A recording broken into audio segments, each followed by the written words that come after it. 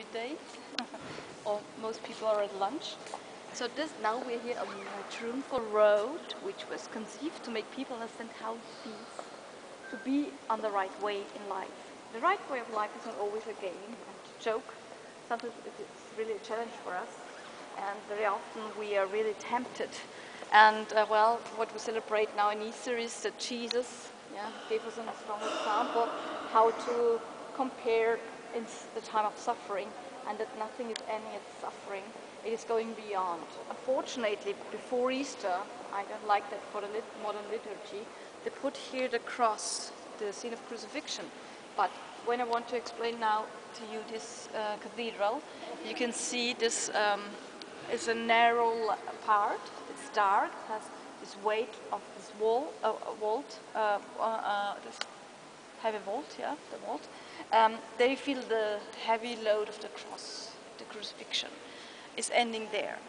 So the cross would be needed here, because then what happens, the church is getting suddenly wider, because Jesus, who was put in the center of attention as the logos is the word, it's the Greek expression, a short translation of word, which allows us to have communication, and it is the communication and the attention for each other which brings us to paradise, even we are following different roads in life. So all we are different from one to the next one. And there is written, Notus mi ficiste vias vitae, you have shown me the ways to life. There are ways to life. I don't know if you can understand it in Italian. I try, because then you understand better the time. I think in Portuguese, you talk Portuguese, right? Tu me mostrasti la via alla vita. No?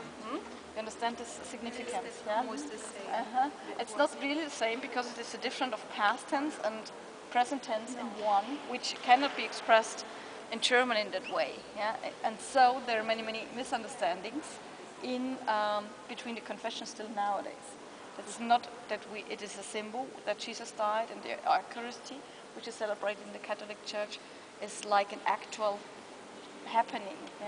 So nowadays, when we celebrate the Mass, we are united all the times. We are united, whatever happened, in the same spirit.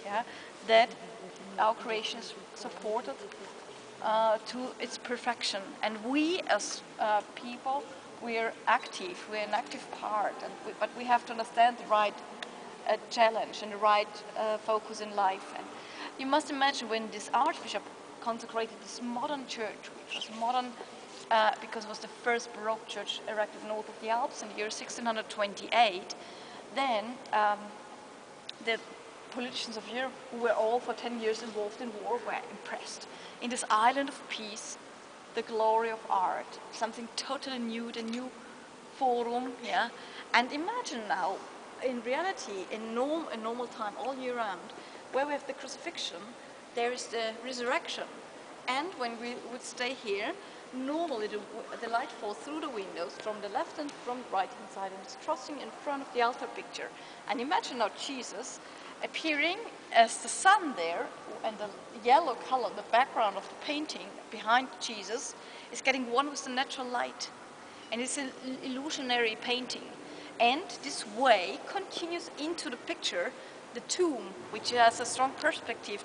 It's not a very high quality painting, but it is good to be seen in combination with this program. And this programmatic intention is something specific for the Bavarian and Salzburg's art, as long as Bavaria was ruled more by the bishops than by the Wittelsbach emperor. The Wittelsbach family was erected as an artificial power against this policy of clerical policy. You must imagine it was a kind of publicity on the previous churches which were burned down. These previous churches were decorated and showing from the beginning of when everything started with the Logos, the Genesis, to the end, to the New Jerusalem, and we are all an active part. So you see, it's very abstract here, represented in Baroque style. And imagine, beside architecture, light, there was music. The intention was to touch human beings through all cells. And Jesus the Son, and we all want to go there. And that's a message which unites us all, and that's a message of peace, which is still actual now.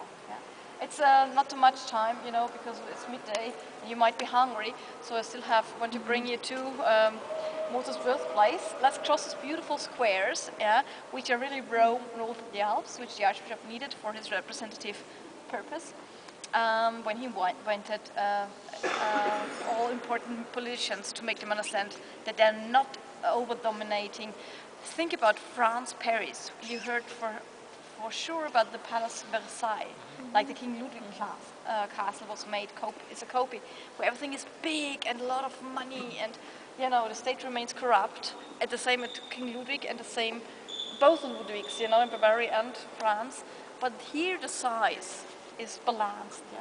The resources, nobody takes too much resources, yeah? It's everything, and that's the secret of life, how we find peace and communication, yeah? That's after my tour you can walk through, you can go down to the crypt, yeah? And yeah, this person just recognizes old benches, very, very nice. And on the right hand side there is the baptism fount for Mozart's birthplace. And he was strongly inspired by the music practice here, which was supporting the way to paradise. They composed a mass for 24 voices. 54 voices and 12 choirs were coordinated. So 100 musicians up to Mozartian times were employed by the Archbishop, making such a cathedral, employing people at the court to make beautiful music. That was everything financed by the Archbishop. That was kind of giving work. So very different what politicians now do. They don't want to spend money. Yeah, they don't feel responsibility for humanities. Yeah, and everything is giving to economy, a wrong understanding of economy. So here's something different. Yeah.